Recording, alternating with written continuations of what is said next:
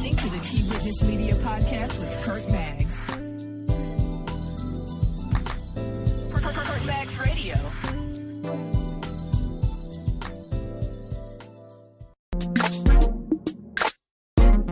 Hey, what's going on, everybody? This is the Kurt Maggs Radio Show. How's everybody doing today? We're back. I'm also the host of the Key Witness Media Podcast. And today's show, I just wanted to do a quick hitter. Just wanted to talk about my adventures of looking for employment.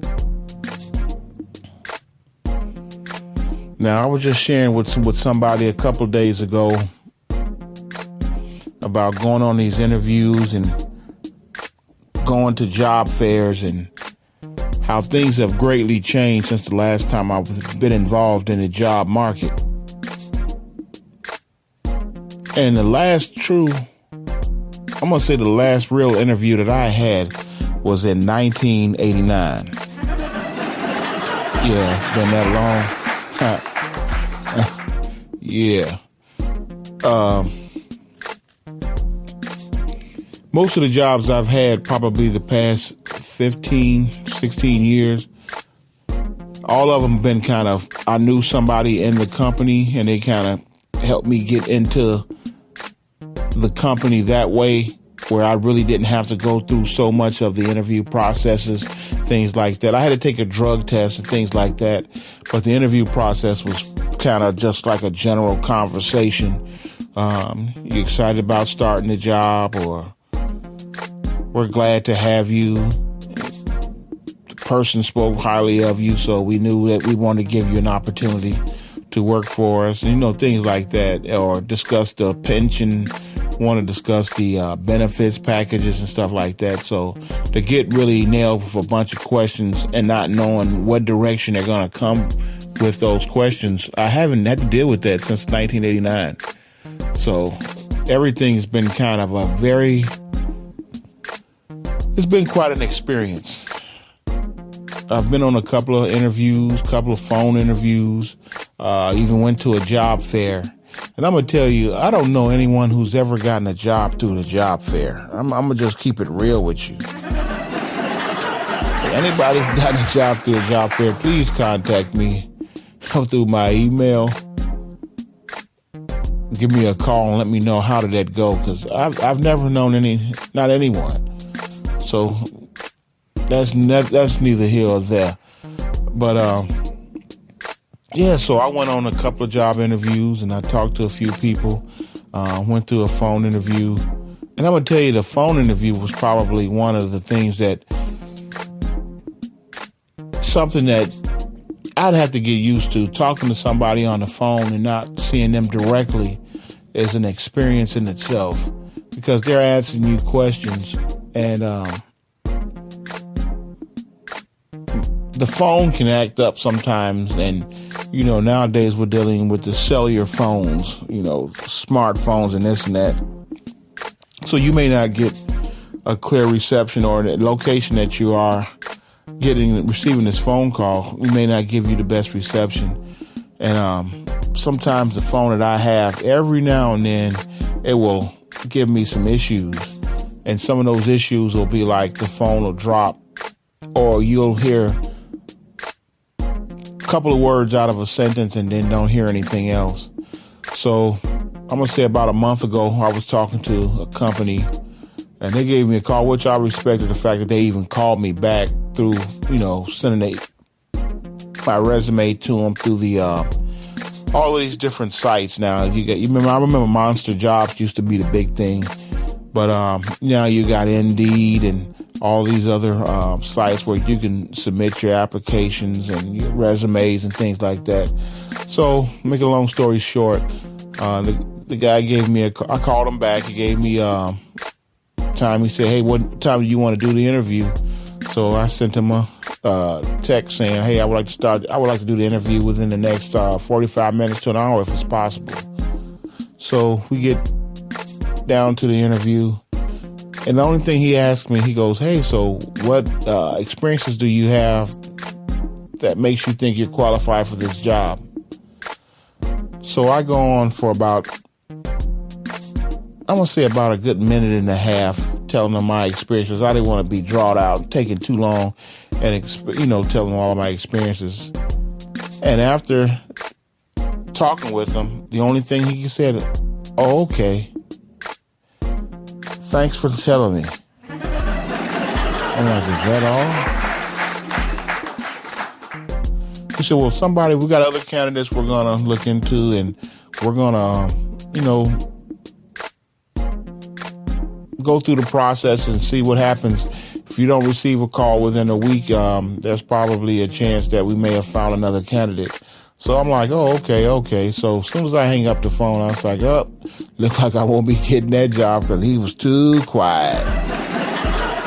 And he didn't say nothing. So I guess I wasn't what they were looking for as far as that job, which I took a big chance. Some of these jobs, you look at it and you read through it, and some of these jobs, it's 4 or 5 pages of what they want from you, but when it gets down to the pay and benefits, it's a few lines.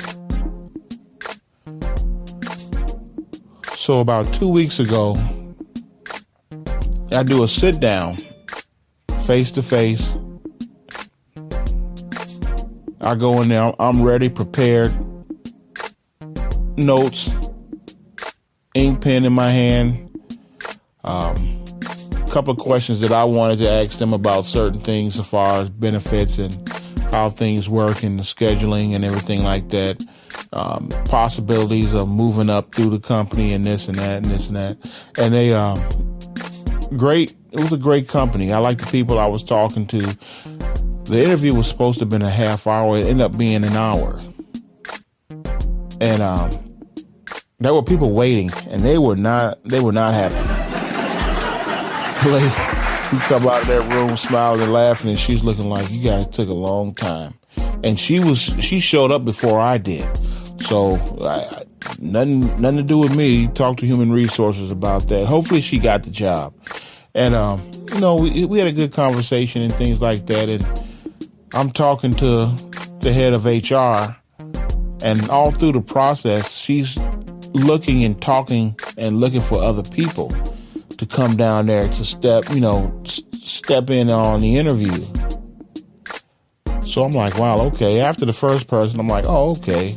Then there was a second person. Then there was a third person. And I'm like, why are all of these people all involved in the process?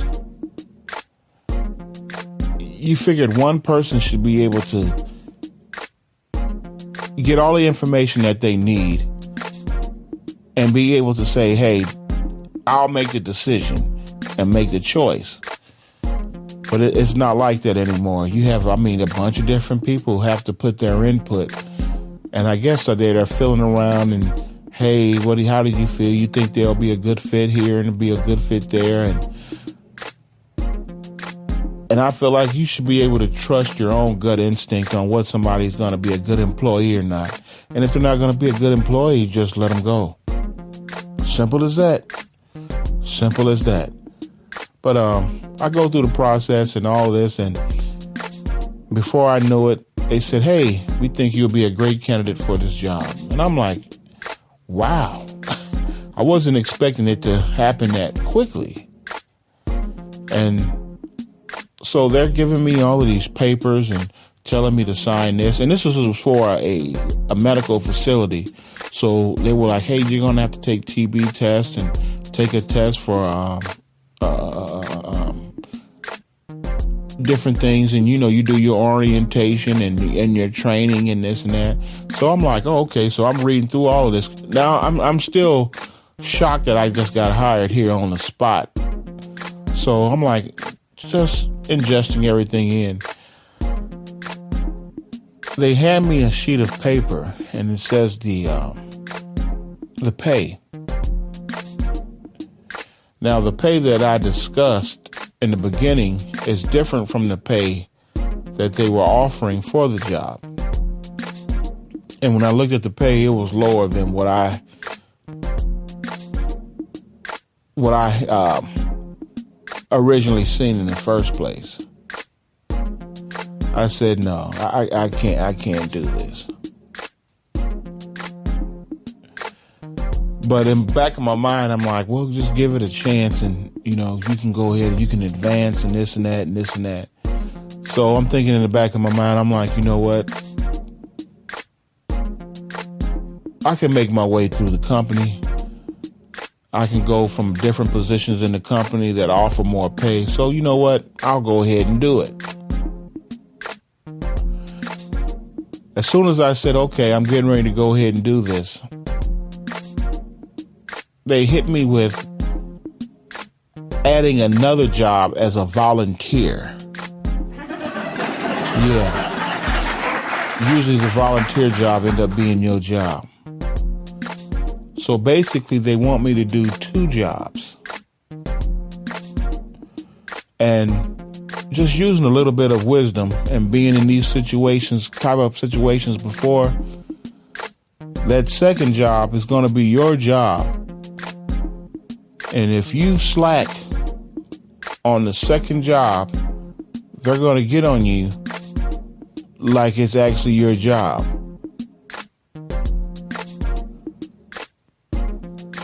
I'm not a firm believer in the multitasking industry. I call it an industry because now it's like this is expected now. You can never perfect anything if you're always doing everything.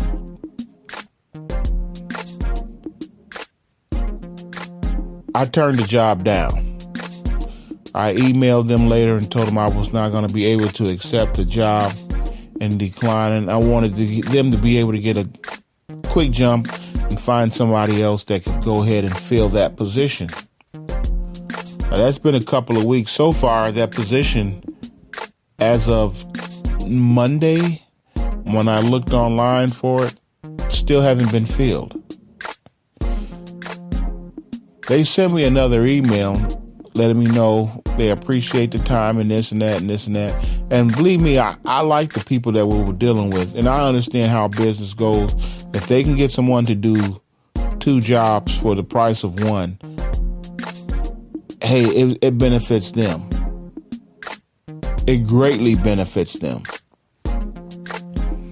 And they offered to say, hey, if anything changes or if I have any feelings as far as wanting to come back and do the job, feel free to come back. And I appreciate that. But